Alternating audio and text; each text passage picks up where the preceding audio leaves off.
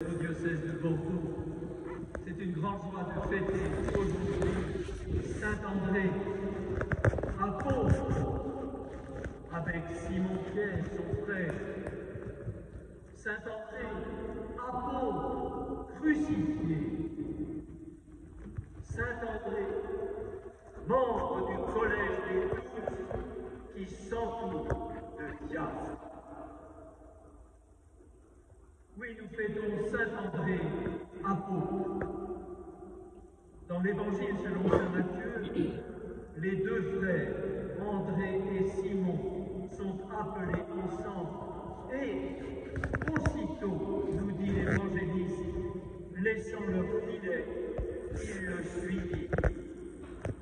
Chers amis, d'où vient ce geste radical de tout laisser? Vous l'avez entendu, écrit saint Grégoire le Grand. Au premier appel, Pierre et André ont abandonné leur filet pour suivre le Christ. Et pourtant, ils ne l'avaient pas encore vu faire des miracles.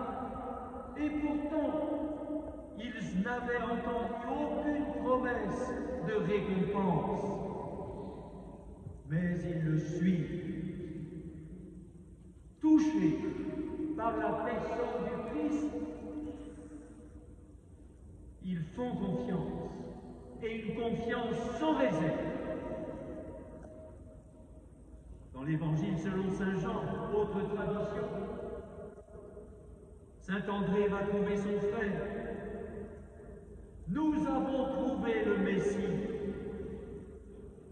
car la rencontre avec Jésus a bouleversé André. Alors, dans un élan du cœur, il va trouver son frère. André est d'emblée apôtre.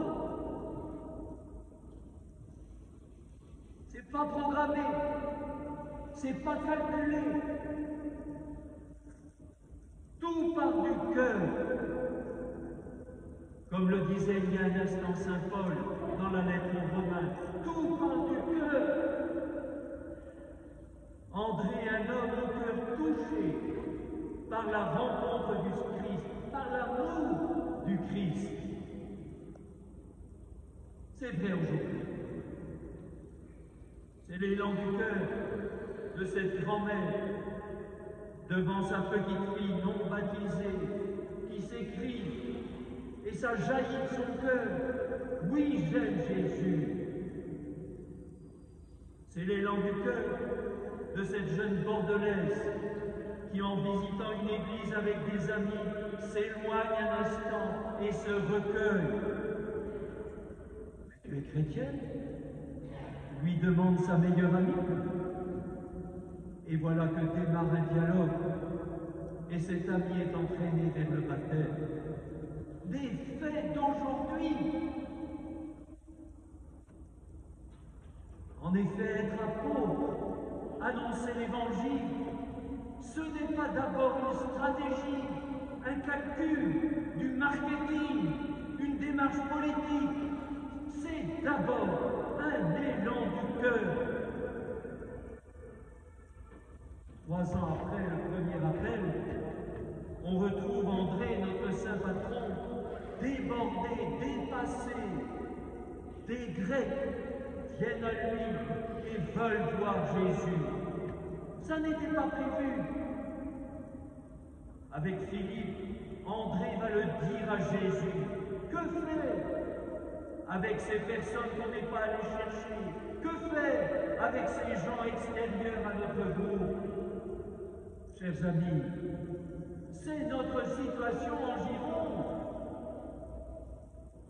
Devant la croissance des demandes de baptême d'adultes et de jeunes, ils viennent d'on ne sait où. Ils frappent à nos maisons paroissiales. Quelle audace! Car le Christ les attire. Eux aussi ont été touchés au cœur.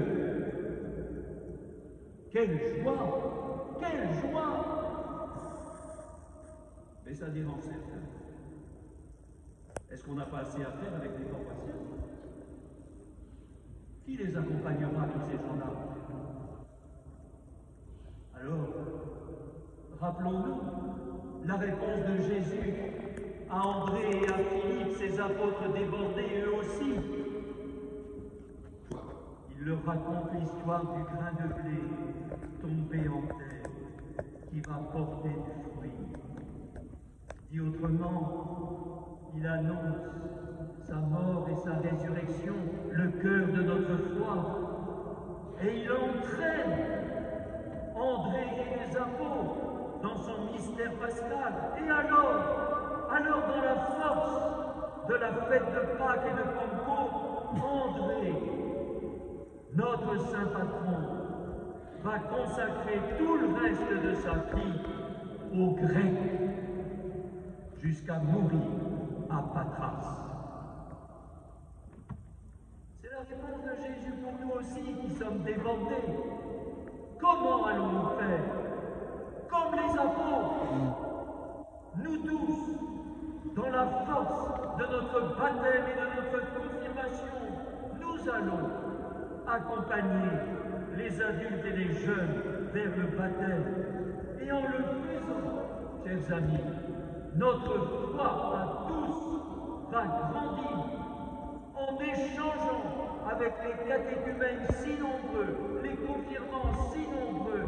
Notre foi va grandir.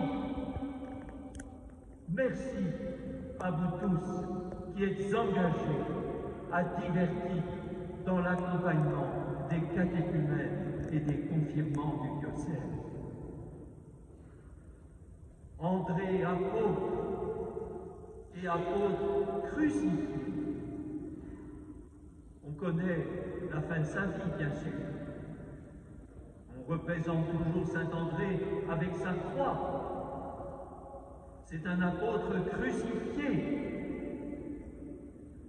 mais crucifié dans sa vie même d'apôtre, comme nous tous.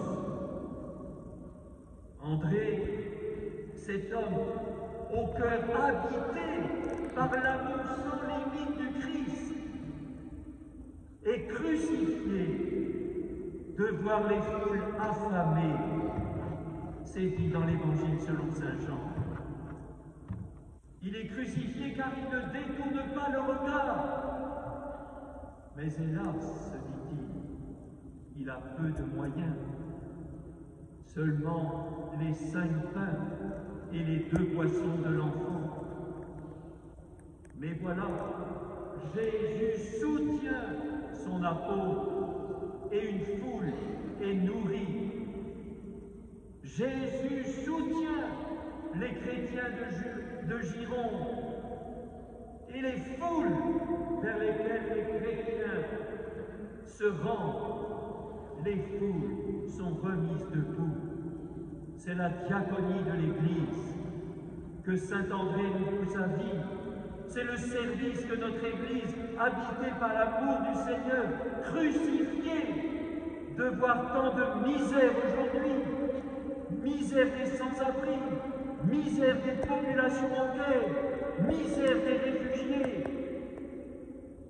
Notre Église, habitée par l'amour du Seigneur, continue de poursuivre, avec l'aide du Christ, cette belle mission de la diaconie. Nous ne pouvons pas passer à côté, nous ne pouvons pas fermer les yeux ou nous boucher les oreilles. La meilleure réponse, comme saint André, à l'amour du cœur du Christ, nous écrit le pape François dans sa dernière encyclique, la meilleure réponse, c'est l'amour des frères. Il n'y a pas d'acte, je cite le pape, il n'y a pas d'acte plus grand que nous puissions offrir pour lui, rendre amour pour amour. Et tous les êtres humains, continue le pape, sont d'autant plus dignes de respect et d'amour qu'ils sont plus misérables et plus souffrants. Merci, frères et sœurs, dans les paroisses, dans les écoles, dans les mouvements, dans notre diocèse, merci de vivre la diaconie de l'Église et de porter souci de nos frères et sœurs dans l'épreuve. Chers amis, tant de fois, André et les apôtres vont être ainsi débordés par leur mission. Alors qu'ils s'entourent. Chers frères diacres, vous connaissez cet épisode où saint André est présent, où on évoque à nouveau les Grecs. Cet épisode qui va être mentionné aussi dans la prière consécratoire de votre ordination. Pour aider les veuves de la communauté grecque, André et les autres apôtres choisissent 7 du groupe. Ce sont les premiers, les ancêtres du diaconat d'aujourd'hui. Les veuves, parce que c'était bien pour soutenir les veuves. Les veuves dans toute la Bible, ce sont les pauvres, ce sont les personnes en fragilité. Il ne faut pas les oublier dans la communauté, sinon la communauté est handicapée. Et voilà la mission des diacres. Chers amis, avez-vous remarqué au début de la messe, 2 diacres étaient derrière l'évêque. Je vous rassure, ce ne sont pas ces gardes du corps. Mais ce sont ceux qui observent. Tous ont-ils une place ici, dans l'Assemblée? Et les personnes qui marchent difficilement, où sont-elles?